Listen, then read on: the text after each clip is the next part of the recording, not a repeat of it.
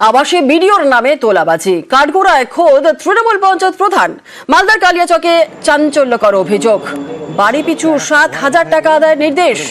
পঞ্চায়েত প্রধানের video viral.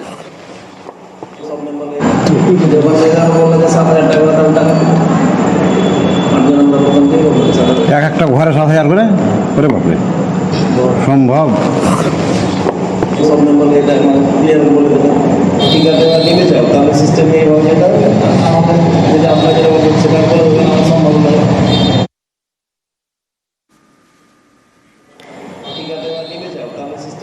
আর এই নিয়ে সমস্ত প্রশ্নের উত্তর এড়িয়ে গেলেন তিনি।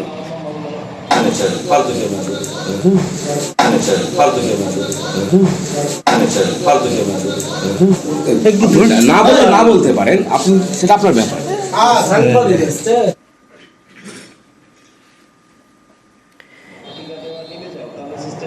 আর এই নিয়েও ইতিমধ্যে শুরু হয়ে গিয়েছে বিরোধীদের কটাক্ষ।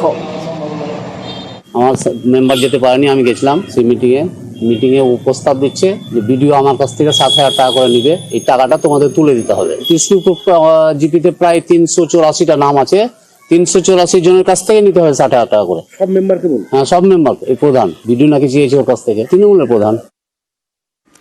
আর এই নিয়ে তৃণমূল পঞ্চায়েত সদস্য কি বলছেন শোনাবো, এবং তৃণমূল নেতা, স্থানীয় তৃণমূল নেতা কি বলছেন শোনাবো। প্রধান বলছিল কি বিডিওদের সঙ্গে সব প্রধানদের সঙ্গে আলোচনা হয়েছে, সবটাই 3 নম্বর ব্লকের 7,000 টাকা করে লাগবে। সেই কথাটা তো আমরা প্রস্তাব দিইনি কেউ। ঘরের ব্যাপারে ওই 7,000 টাকা করে লাগবে, হ্যাঁ, বিডিওর টাকা লাগবে 7,000 টাকা করে।